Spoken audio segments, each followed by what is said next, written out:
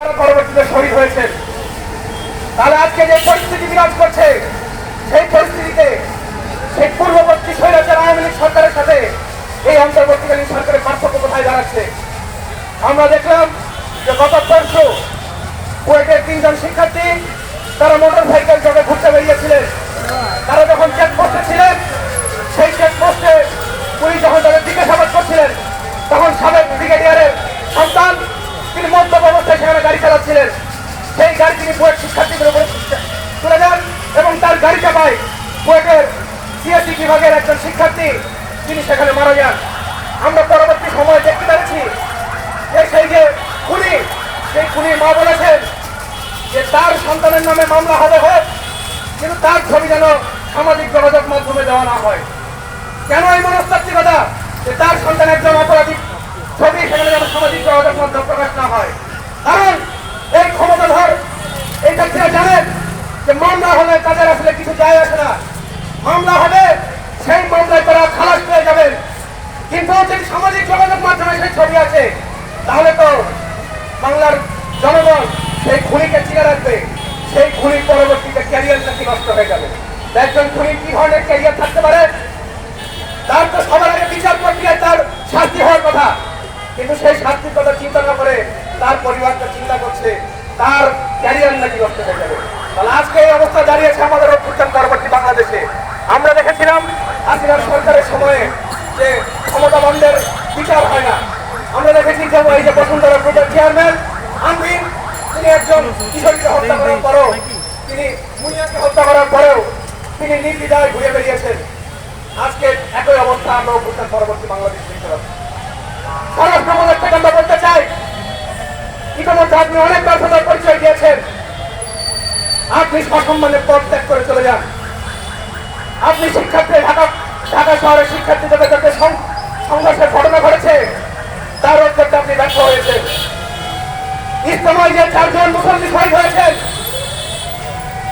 সেই তাদের যে হত্যার হুমকি দিয়েছিলেন মামুনুল হক, তিনি বলেছেন যে 7 পন্থীদের যদি ইজতেমা ময়দানে ঢুকতে দেওয়া হয় তাহলে চূড়ান্ত নদীটাকে রক্তে লাল হয়ে যাবে।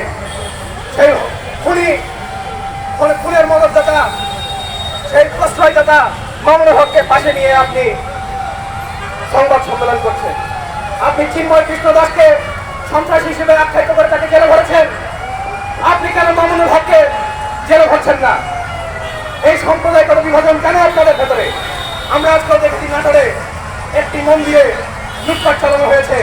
এই মন্দিরের পুরোহিত মহাশাসনে লুটপাট চালানো হয়েছে এবং সেই মহাশাসনের যে দায়িত্বপ্রাপ্ত তাকে সেখানে হত্যা করে মহাশাসনের যে সম্পদ, সেই সম্পদ লুট করা হয়েছে।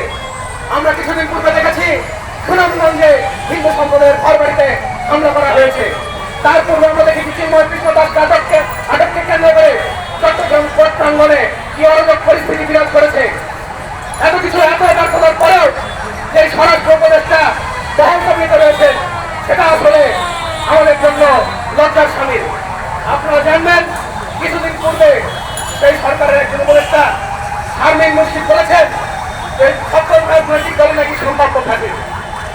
আমি শারমিন মুর্শিদকে প্রশ্ন করতে চাই যে গত 15 বছরে এই বাংলার রাজনৈতিক দলগুলো, ছাত্র সংগঠনগুলো যখন স্বৈরাচার হাসিনার স্বৈরশাসনের বিরুদ্ধে লড়াই করেছে, তখন আপনারা এনজিও বাদ ব্যক্তিরা আপনারা কোথায় ছিলেন? আপনারা তো বিদেশের যে ফান্ডিং, সাম্রাজ্যবাদী শক্তিদের ফান্ডিংয়ে আপনারা আপনাদের ব্যবসা পরিচালনা করেছেন। আজকে যখন এই অভ্যুত্থানের রাজনৈতিক ব্যক্তিবর্গের রক্তের উপরে দাঁড়িয়ে, ছাত্র জনতার রক্তের উপর দাঁড়িয়ে একটি অভ্যুত্থান সংগঠিত হয়েছে এবং সেই অভ্যুত্থান পরবর্তীতে স্বৈরাচারের পতনের পর অন্তর্বর্তীকালীন সরকারে আপনি স্থান পেয়েছেন। স্থান পাওয়ার পরে আপনার মুখে আসতে ক্ষয় উঠছে। আপনার মনে হচ্ছে সকল রাজনৈতিক দল নাকি খাতির। তাহলে যে রক্ত এই রাজনৈতিক দলগুলো দিয়েছে গত 15 বছরে, তার হিসাব কি হবে?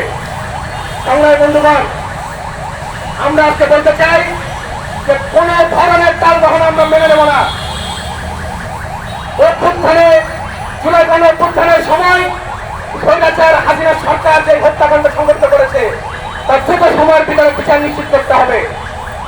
আমরা দেখলাম কয়েকদিন ধরে ঢাকা শহর সহ বাংলা, সারা বাংলাদেশে অভ্যুত্থানের নেতৃত্ব দানকারী বিভিন্ন শিক্ষার্থীদের টার্গেট করে হত্যা করা হচ্ছে।